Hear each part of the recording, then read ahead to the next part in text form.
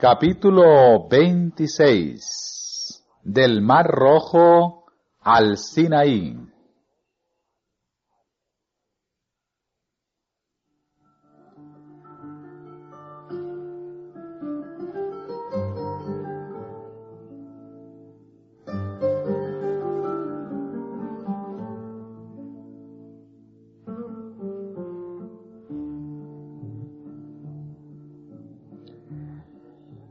Desde el Mar Rojo, las huestes de Israel reanudaron la marcha, guiadas otra vez por la columna de nube. El panorama que los rodeaba era de los más lúgubres, estériles y desoladas montañas, áridas llanuras, y el mar que se extendía a lo lejos, con sus riberas cubiertas de los cuerpos de sus enemigos. No obstante, estaban llenos de regocijo porque se sabían libres, y todo pensamiento de descontento se había acallado.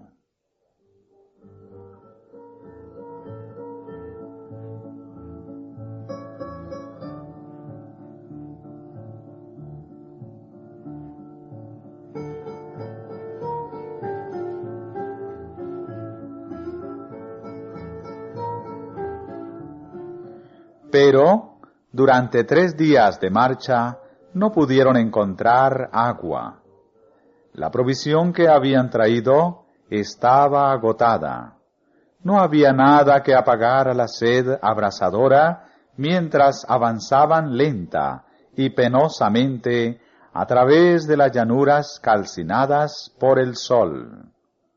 Moisés, que conocía esa región, sabía lo que los demás ignoraban, que en Mara, el lugar más cercano, donde hallarían fuentes, el agua no era apta para beber. Con gran ansiedad observaba la nube guiadora. Con el corazón desfalleciente oyó el regocijado grito, ¡agua, agua!, que resonaba por todas las filas. Los hombres, las mujeres y los niños, con alegre prisa, se agolparon alrededor de la fuente, cuando, he aquí un grito de angustia salió de la hueste. El agua era amarga. En su horror y desesperación, reprocharon a Moisés por haberlos dirigido por ese camino, sin recordar que la divina presencia, mediante aquella misteriosa nube, era quien los había estado guiando tanto a él como a ellos mismos. En su tristeza por la desesperación del pueblo, Moisés hizo lo que ellos se habían olvidado de hacer. Imploró fervorosamente la ayuda de Dios. Y Jehová le mostró un árbol, el cual, metídolo, que hubo dentro de las aguas se endulzaron.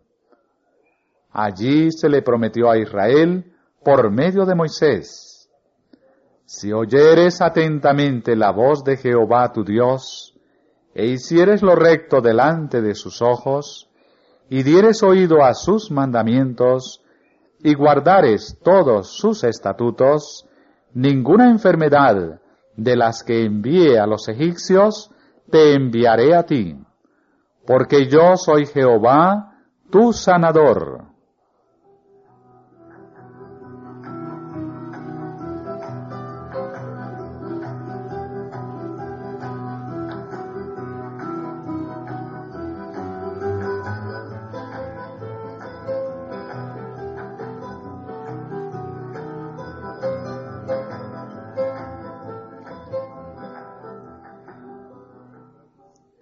De Mara el pueblo se encaminó hacia Elín, donde había 12 fuentes de aguas y 70 palmas.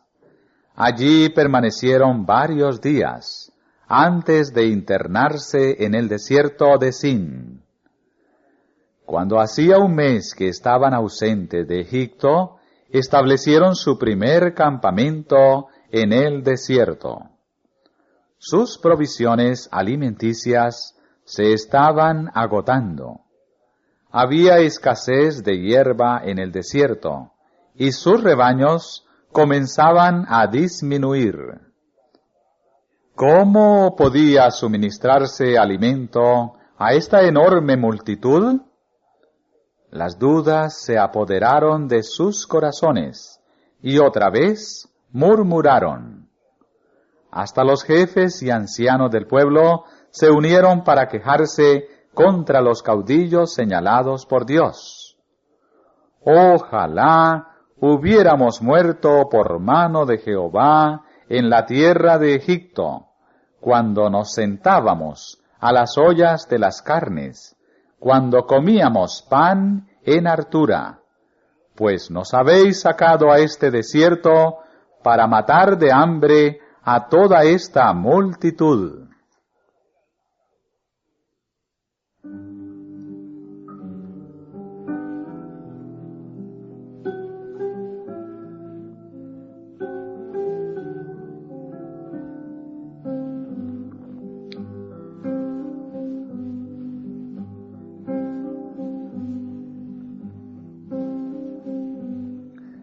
Hasta entonces no habían sufrido de hambre. Sus necesidades habían sido suplidas, pero temían por el futuro. No podían concebir cómo esta enorme multitud podría subsistir en su viaje por el desierto, y en su imaginación veían a sus hijos muriendo de hambre. El Señor permitió que se vieran cercados de dificultades y que sus provisiones alimenticias disminuyeran, para que sus corazones se dirigieran hacia el que hasta entonces había sido su libertador. Si en su necesidad clamaban a Él, todavía les otorgaría señales manifiestas de su amor y cuidado. Les había prometido que si obedecían sus mandamientos, ninguna enfermedad los afligiría, y fue una pecaminosa incredulidad el suponer que ellos o sus hijos pudiesen morir de hambre.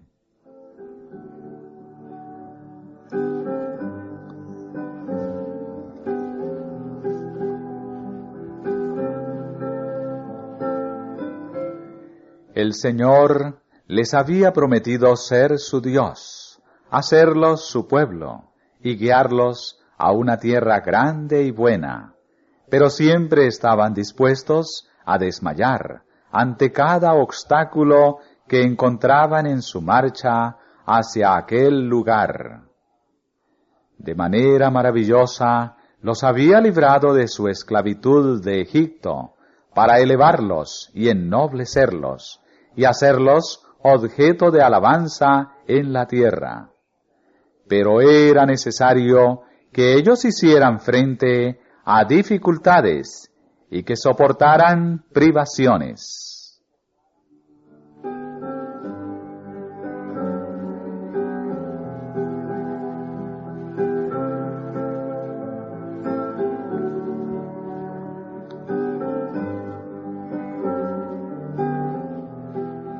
Dios estaba elevándolos del estado de degradación y preparándolos para ocupar un puesto honorable en el concierto de las naciones, a fin de encomendarles importantes cometidos sagrados. Si en vista de todo lo que había hecho por ellos, hubiesen tenido fe en Él, habrían soportado alegremente las incomodidades, privaciones y hasta los verdaderos sufrimientos. Pero no estaban dispuestos a confiar en Dios más allá de lo que podían presenciar en las continuas evidencias de su poder. Olvidaron su amarga servidumbre en Egipto, olvidaron las bondades y el poder que Dios había manifestado en su favor al libertarlos de la esclavitud. Olvidaron cómo sus hijos se habían salvado cuando el ángel exterminador dio muerte a todos los primogénitos de Egipto. Olvidaron la gran demostración del poder divino en el Mar Rojo. Olvidaron que mientras ellos habían cruzado con felicidad el sendero abierto especialmente para ellos, los ejércitos enemigos, al intentar perseguirlos, se habían hundido en las aguas del mar. Veían y sentían tan solo las incomodidades y pruebas que estaban soportando, y en lugar de decir, Dios ha hecho grandes cosas con nosotros, ya que habiendo sido esclavos, nos hace una nación grande. Hablaban de las durezas del camino, y se preguntaban, ¿cuándo terminaría su tedioso peregrinaje?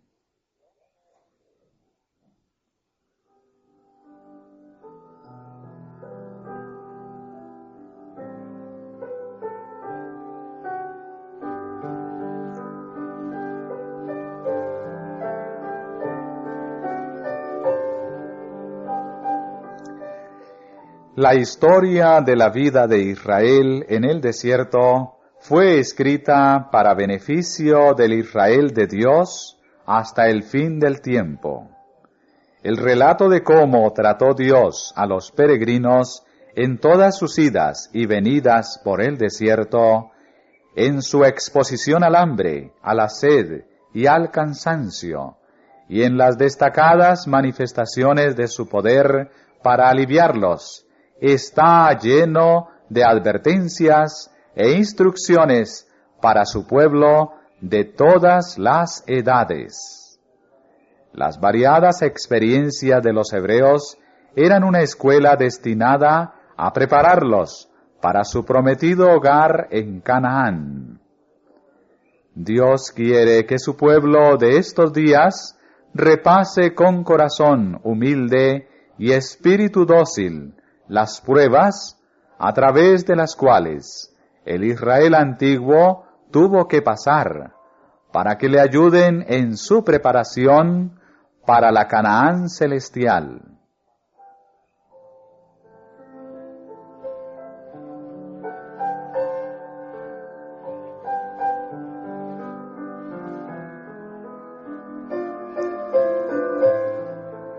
Muchos recuerdan a los israelitas de antaño y se maravillan de su incredulidad y murmuración, creyendo que ellos no habrían sido tan ingratos. Pero cuando se prueba su fe, aun en las menores dificultades, no manifiestan más fe o paciencia que los antiguos israelitas.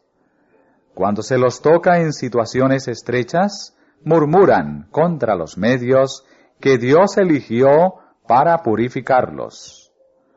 Aunque se suplan sus necesidades presentes, muchos se niegan a confiar en Dios para el futuro y viven en constante ansiedad por temor a que los alcance la pobreza y que sus hijos tengan que sufrir a causa de ellos. Algunos están siempre en espera del mal, o agrandan de tal manera las dificultades que realmente existen, que sus ojos se incapacitan para ver las muchas bendiciones que demandan su gratitud. Los obstáculos que encuentran, en vez de guiarlos a buscar la ayuda de Dios, única fuente de fortaleza, los separan de Él, porque despiertan inquietud y quejas.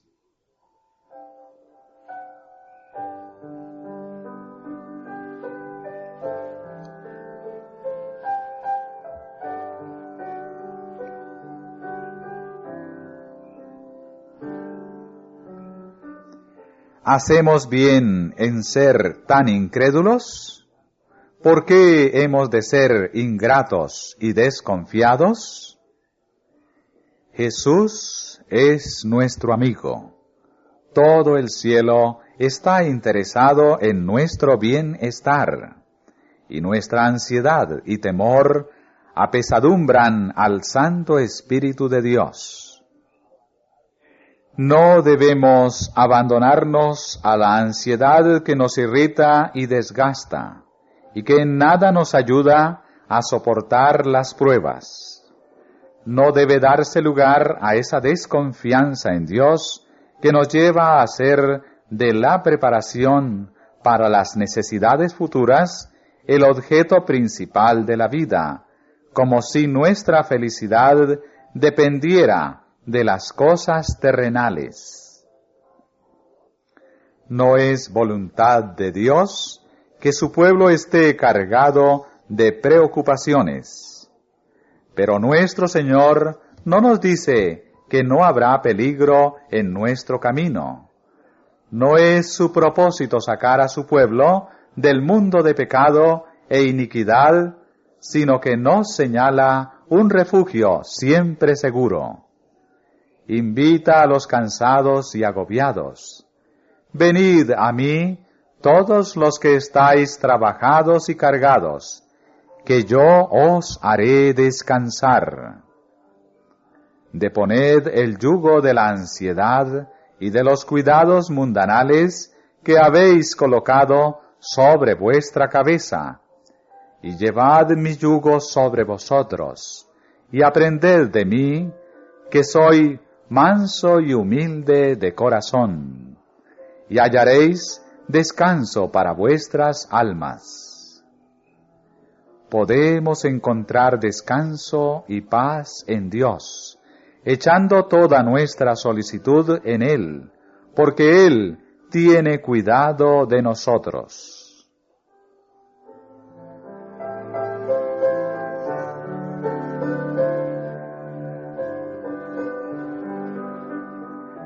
Dice el apóstol Pablo: mirad, hermanos, que en ninguno de vosotros haya corazón malo de incredulidad para apartarse del Dios vivo. En vista de todo lo que Dios ha hecho por nosotros, nuestra fe debiera ser fuerte, activa y duradera. En vez de murmurar y quejarnos, el lenguaje de nuestros corazones debiera ser: bendice, alma mía, a Jehová, y bendigan todas mis entrañas su santo nombre. Bendice, alma mía, a Jehová, y no olvides ninguno de sus beneficios.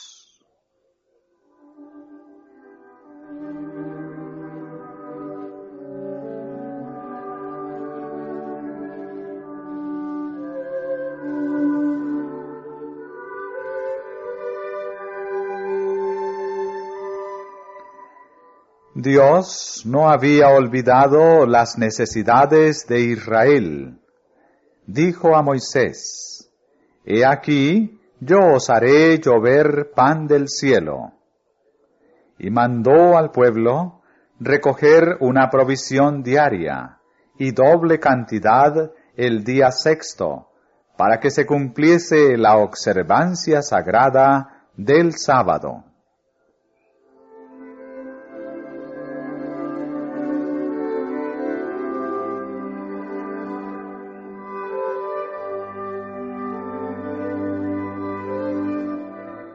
Moisés aseguró a la congregación que sus necesidades serían satisfechas.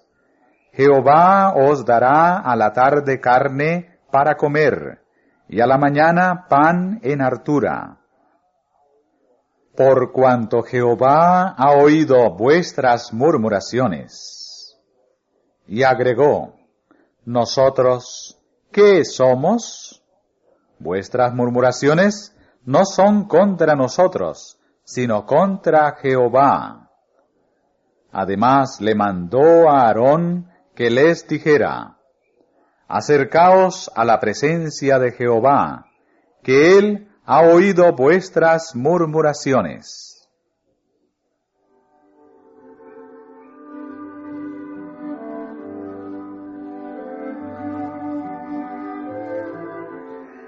Mientras Aarón hablaba, miraron hacia el desierto, y he aquí la gloria de Jehová que apareció en la nube. Un resplandor que nunca antes habían visto simbolizaba la divina presencia. Mediante manifestaciones dirigidas a sus sentidos, iban a obtener un conocimiento de Dios.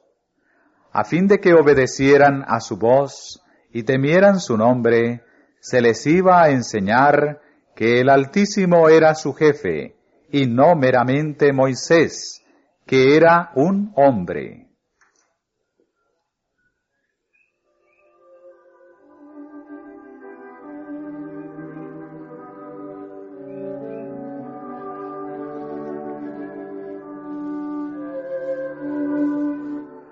Al caer la noche, todo el campamento estuvo rodeado de enormes bandadas de codornices, suficientes para suplir las demandas de toda la multitud.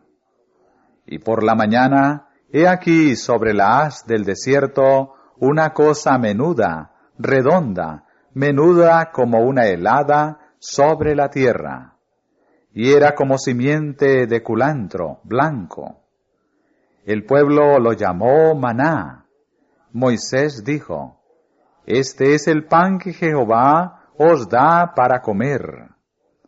El pueblo recogió el maná, y encontraron que había abundante provisión para todos. Molían en molinos, o majaban en morteros, y lo cocían en caldera, o hacían de él tortas. Y era su sabor como de hojuelas con miel. Se les ordenó recoger diariamente un gomer para cada persona, y de él no habían de dejar nada para el otro día. Algunos trataron de guardar una provisión para el día siguiente, pero hallaron entonces que ya no era bueno para comer. La provisión para el día debía juntarse por la mañana, pues todo lo que permanecía en el suelo era derretido por el sol.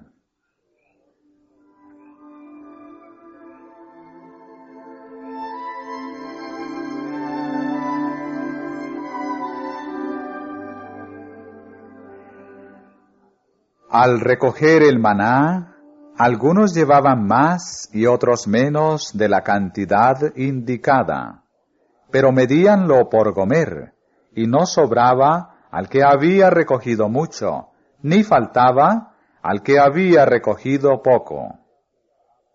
Una explicación de estas palabras, así como también la lección práctica que se deriva de ellas, la da el apóstol Pablo en su segunda epístola a los Corintios.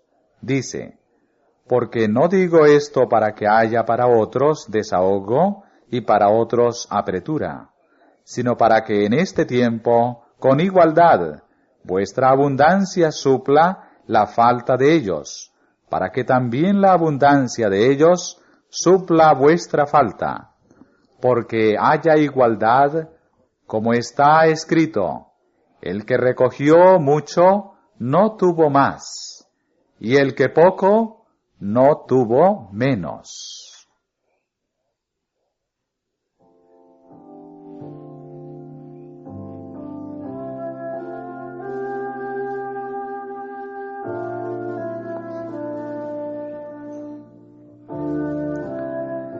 Al sexto día el pueblo recogió 2 gomeres por persona.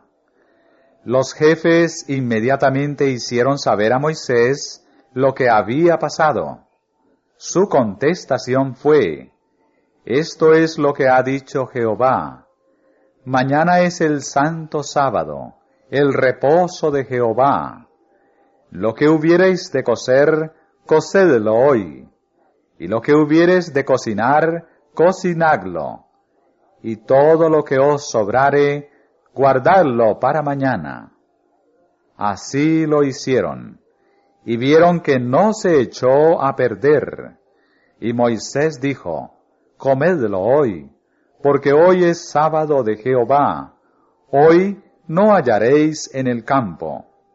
En los 6 días lo recogeréis, mas el 7º día es sábado, en el cual no se hallará.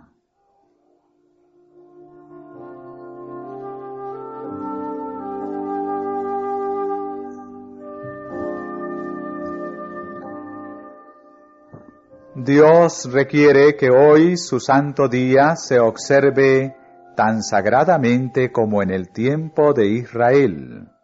El mandamiento que se dio a los hebreos debe ser considerado por todos los cristianos como una orden de parte de Dios para ellos. El día anterior al sábado debe ser un día de preparación a fin de que todo esté listo para sus horas sagradas. En ningún caso debemos permitir que nuestros propios negocios ocupen el tiempo sagrado. Dios ha mandado que se atienda a los que sufren y a los enfermos. El trabajo necesario para darles bienestar es una obra de misericordia y no es una violación del sábado. Pero todo trabajo innecesario debe evitarse. Muchos, por descuido, postergan hasta el principio del sábado cosas pequeñas que pudieran haberse hecho en el día de preparación. Tal cosa no debe ocurrir. El trabajo que no se hizo antes del principio del sábado debe quedar sin hacerse hasta que pase ese día.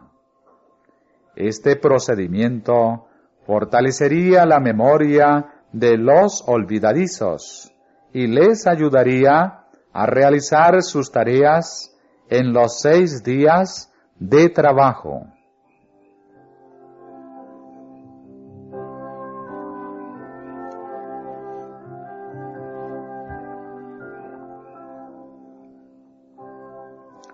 Cada semana, durante su largo peregrinaje en el desierto, los israelitas presenciaron un triple milagro que debía inculcarles la santidad del sábado. Cada 6º día caía doble cantidad de maná. Nada caía el día 7º, y la porción necesaria para el sábado se conservaba dulce sin descomponerse, mientras que si se guardaba los otros días, se descomponía.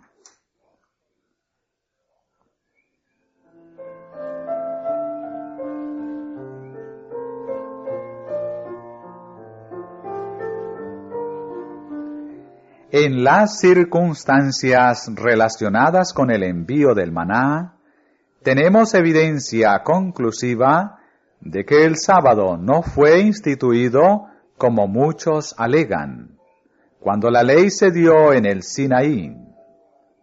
Antes de que los israelitas llegaran al Sinaí, comprendían perfectamente que tenían la obligación de guardar el sábado.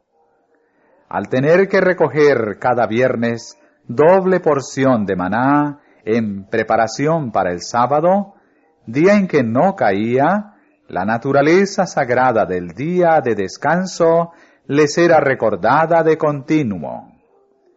Y cuando parte del pueblo salió en sábado a recoger maná, el Señor preguntó: ¿Hasta cuándo no querréis guardar mis mandamientos y mis leyes?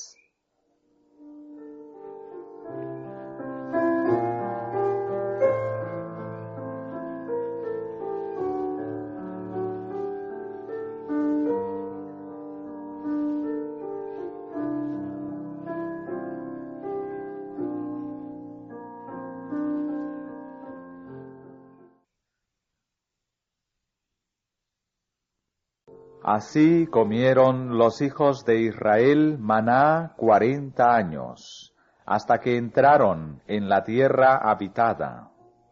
Maná comieron hasta que llegaron al término de la tierra de Canaán.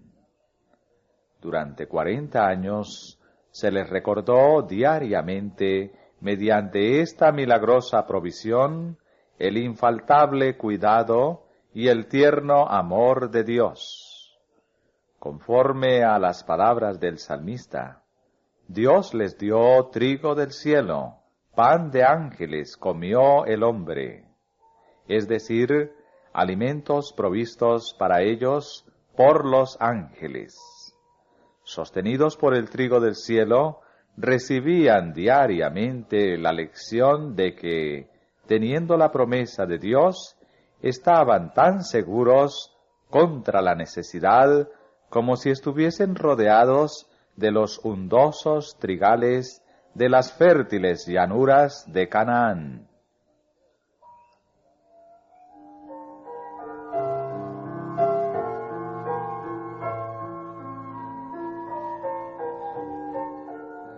El maná que caía del cielo para el sustento de Israel era un símbolo de aquel que vino de Dios a dar vida al mundo. Dijo Jesús: Yo soy el pan de vida. Vuestros padres comieron el maná en el desierto y son muertos. Este es el pan que desciende del cielo. Si alguno comiere de este pan, vivirá para siempre. Y el pan que yo daré es mi carne, la cual yo daré por la vida del mundo. Y entre las bendiciones prometidas al pueblo de Dios, para la vida futura, se escribió: al que venciere, daré a comer del maná escondido.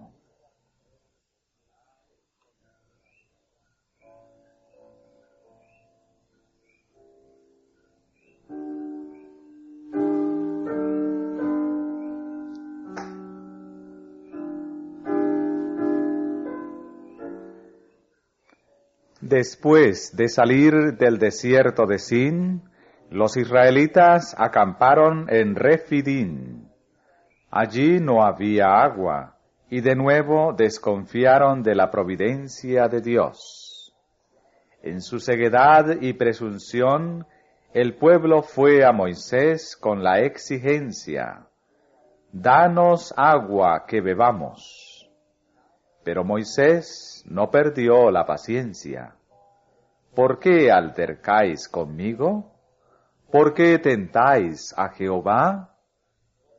Ellos exclamaron airados: ¿por qué nos hiciste subir de Egipto para matarnos de sed a nosotros y a nuestros hijos y a nuestros ganados?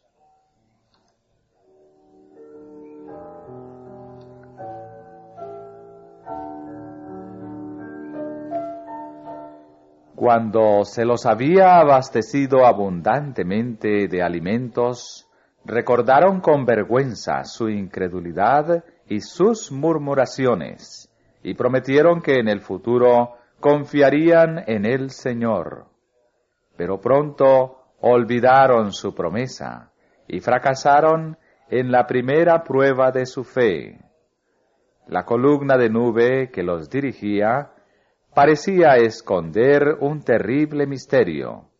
¿Y Moisés? ¿Quién era él?, preguntaban. ¿Y cuál sería su objeto al sacarlo de Egipto?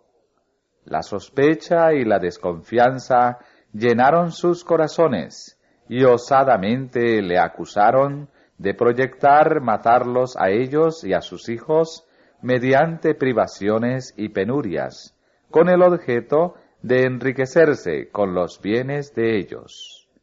En la confusión de la ira y la indignación que los dominó, estuvieron a punto de apedrear a Moisés.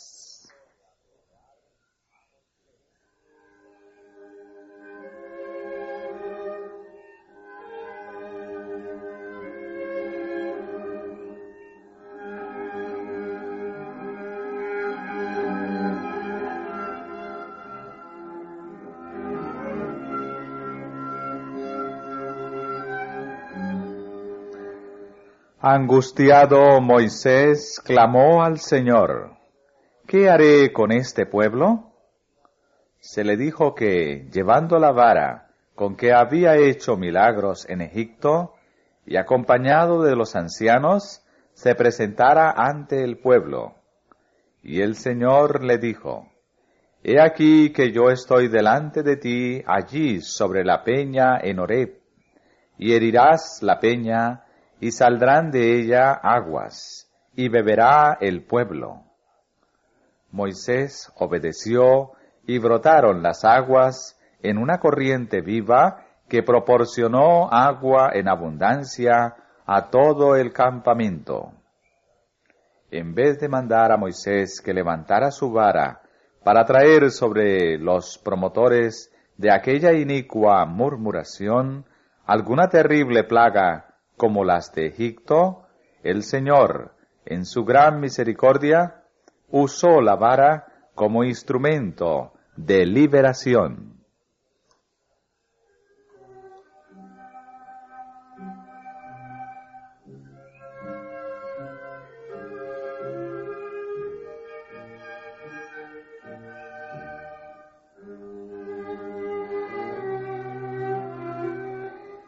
Hendió las peñas en el desierto, y dióles a beber como de grandes abismos, pues sacó de la peña corrientes, e hizo descender aguas como ríos.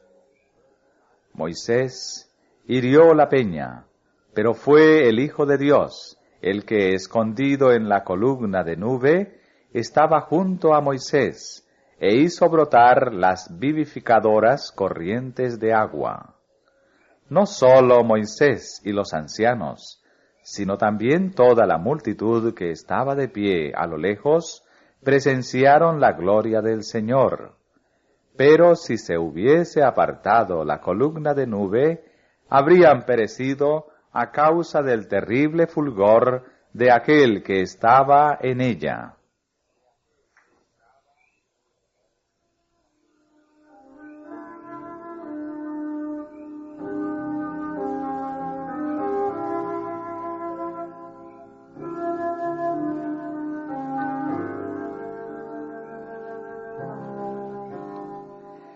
La sed llevó al pueblo a tentar a Dios diciendo, ¿Está pues Jehová entre nosotros o no? Si el Señor nos ha traído aquí, ¿por qué no nos da el agua como nos da el pan? Al manifestarse de esa manera, aquella era una incredulidad criminal, y Moisés temió que los juicios de Dios cayeran sobre el pueblo. Y como recuerdo de ese pecado, llamó a aquel sitio Masa, tentación, y Meriba, rencilla.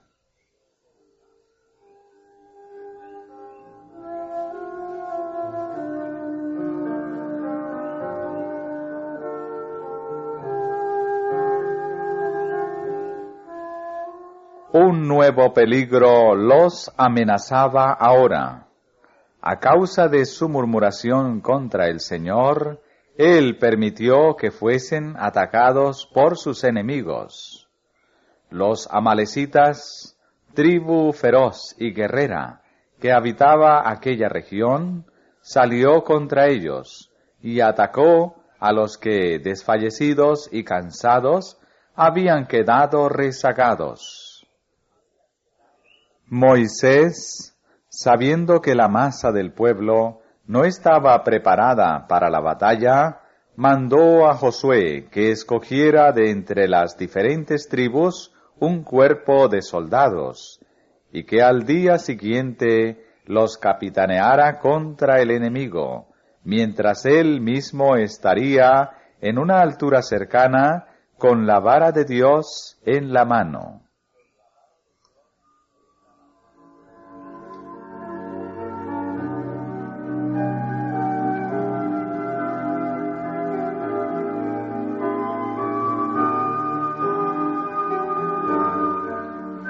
Al siguiente día, Josué y su compañía atacaron al enemigo, mientras Moisés, Aarón y Hur se situaron en una colina que dominaba el campo de batalla. Con los brazos extendidos hacia el cielo y con la vara de Dios en su diestra, Moisés oró por el éxito de los ejércitos de Israel. Mientras proseguía la batalla, se notó que siempre que sus manos estaban levantadas, Israel triunfaba, pero cuando las bajaba, el enemigo prevalecía.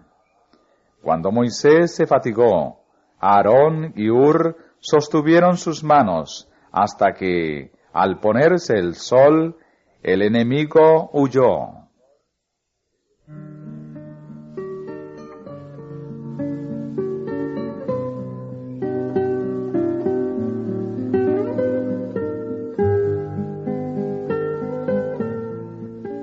Al sostener a Aarón y Hur las manos de Moisés, mostraron al pueblo que su deber era apoyarlo en su ardua labor mientras recibía las palabras de Dios para transmitírselas a ellos.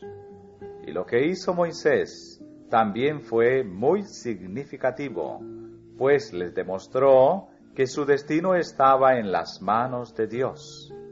Mientras el pueblo confiara en el Señor, Él combatiría por ellos y dominaría a sus enemigos. Pero cuando no se apoyaran en Él, cuando confiaran en su propia fortaleza, entonces serían aún más débiles que los que no tenían el conocimiento de Dios, y sus enemigos triunfarían sobre ellos.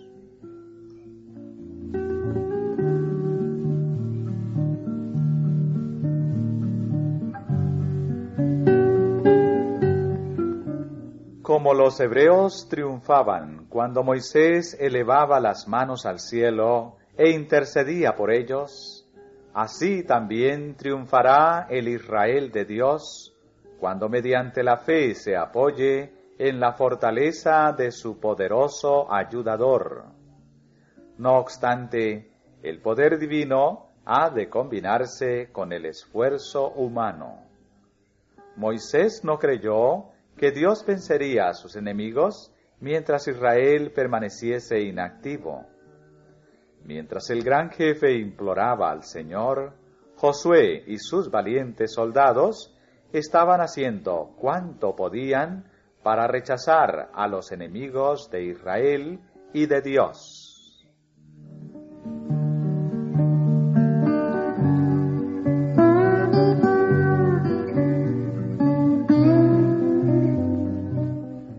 Después de la derrota de los amalecitas, Dios mandó a Moisés: escribe esto para memoria en un libro, y di a Josué que del todo tengo de raer la memoria de Amalec de debajo del cielo.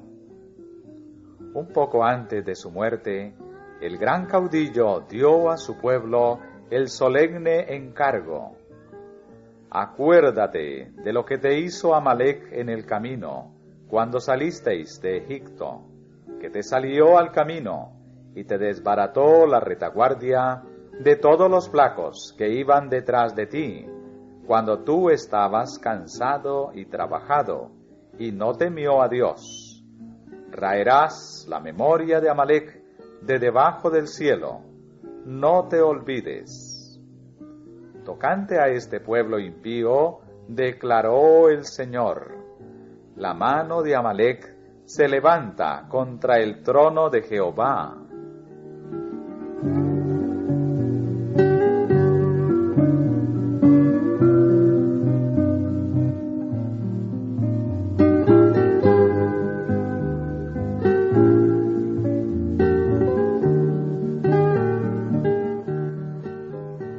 Los amalecitas no desconocían el carácter de Dios ni su soberanía, pero en vez de temerle, se habían empeñado en desafiar su poder. Las maravillas hechas por Moisés ante los egipcios fueron tema de burla para los amalecitas, y se mofaron de los temores de los pueblos circunvecinos. Habían jurado por sus dioses que destruirían a los hebreos de tal manera que ninguno escapase, y se jactaban de que el Dios de Israel sería impotente para resistirles. Los israelitas no les habían perjudicado ni amenazado. En ninguna forma habían provocado el ataque. Para manifestar su odio y su desafío a Dios, los amalecitas trataron de destruir al pueblo escogido.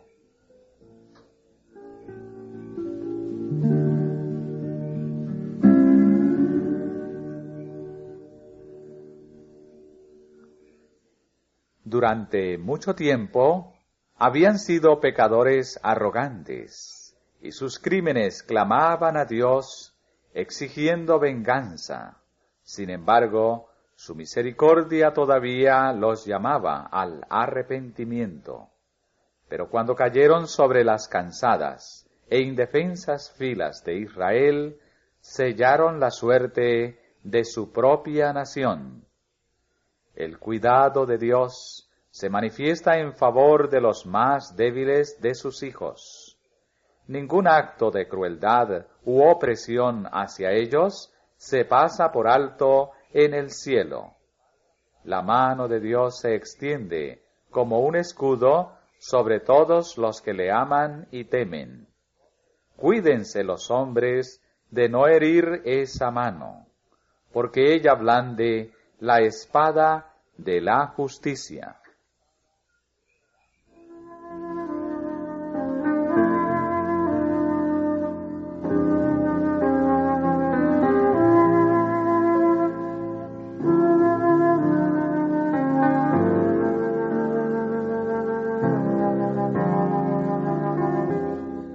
No muy lejos del sitio donde los israelitas estaban entonces acampados, se hallaba la casa de Jetro, el suegro de Moisés.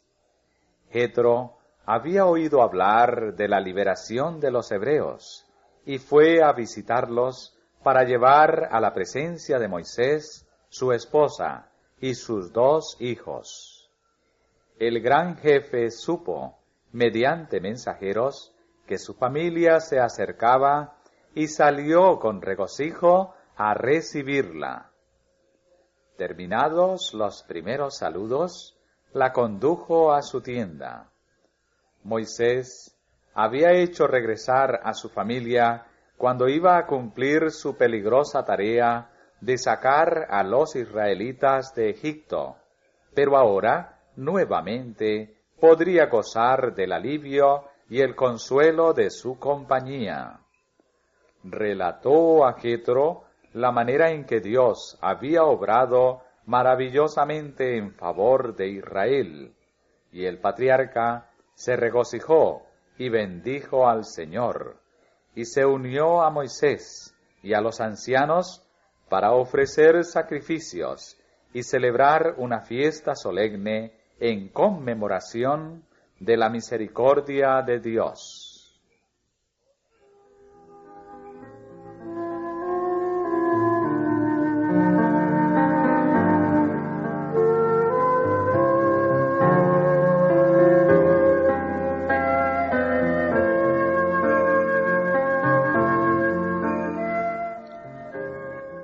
Durante su estada en el campamento, Jetro vio lo pesadas que eran las cargas que recaían sobre Moisés.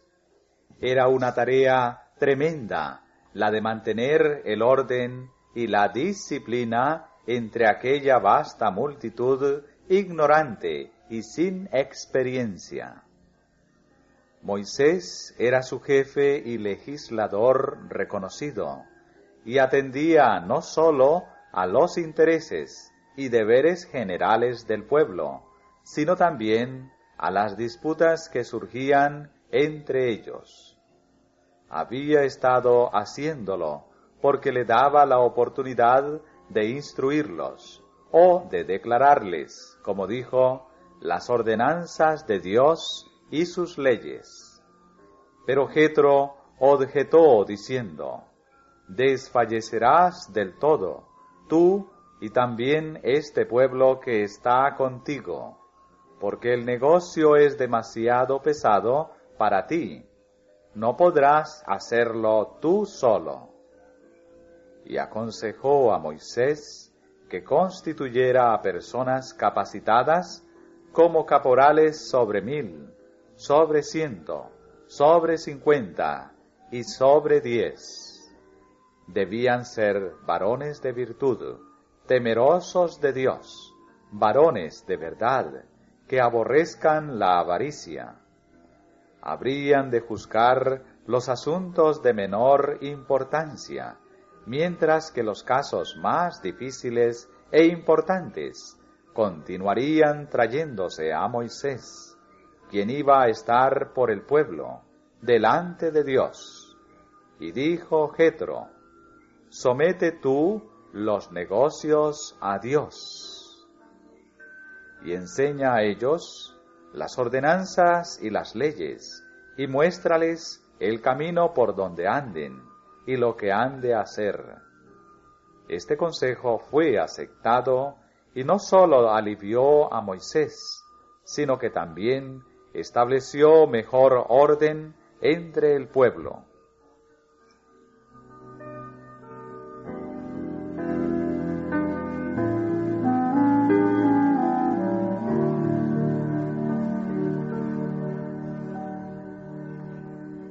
El Señor había honrado grandemente a Moisés y había hecho maravillas por sus manos.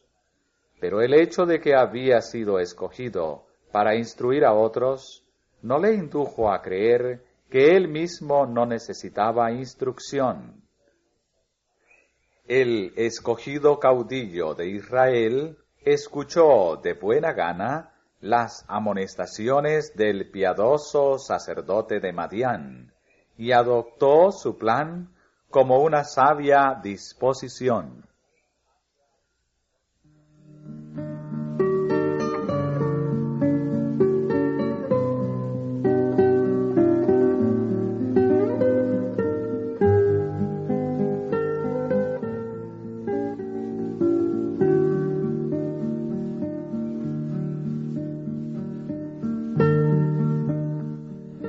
De Refidín, el pueblo continuó su viaje siguiendo el movimiento de la columna de nube. Su itinerario los había conducido a través de estériles llanuras, escarpadas pendientes y desfiladeros rocosos. A menudo, mientras atravesaban los arenosos desiertos, habían divisado ante ellos, como enormes baluartes, montes escabrosos que, levantándose directamente frente a su camino, parecían impedirles el paso.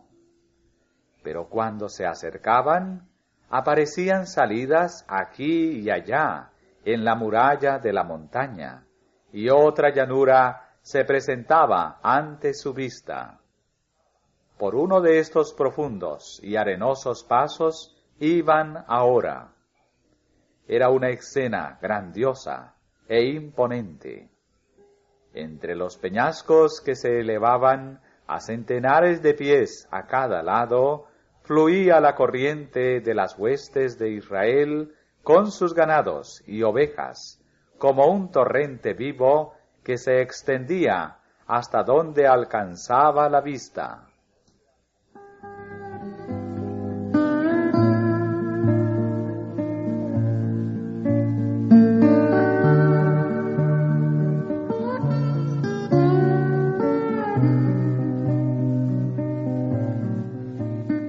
Y entonces, con solemne majestad, el monte Sinaí levantó ante ellos su maciza frente. La columna de nube se posó sobre su cumbre, y el pueblo levantó sus tiendas en la llanura. Allí habían de morar durante casi un año. De noche la columna de fuego les aseguraba la protección divina, y al amanecer, mientras dormitaban todavía, el pan del cielo caía suavemente sobre el campamento.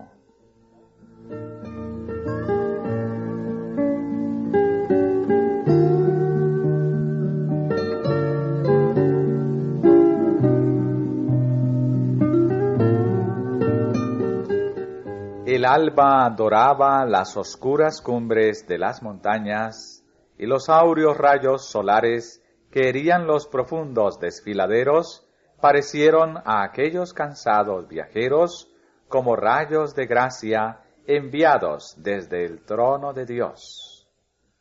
Por todas partes, inmensas y escabrosas alturas, en su solitaria grandeza, parecían hablarles de la perpetuidad y la majestad eternas. Todos quedaron embargados por un sentimiento de solemnidad y santo respeto. Fueron constreñidos a reconocer su propia ignorancia y debilidad en presencia de aquel que pesó los montes con balanza y con peso los collados.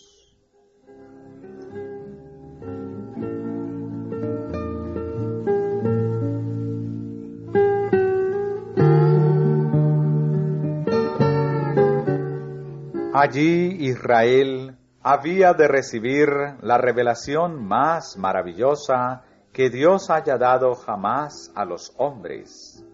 Allí el Señor reunió a su pueblo para hacerle presente la santidad de sus exigencias, para anunciar con su propia voz su santa ley. Cambios grandes y radicales se habían de efectuar en ellos, pues las influencias envilecedoras de la servidumbre y del largo contacto con la idolatría habían dejado su huella en sus costumbres y en su carácter. Dios estaba obrando para elevarlos a un nivel moral más alto, dándoles mayor conocimiento de sí mismo.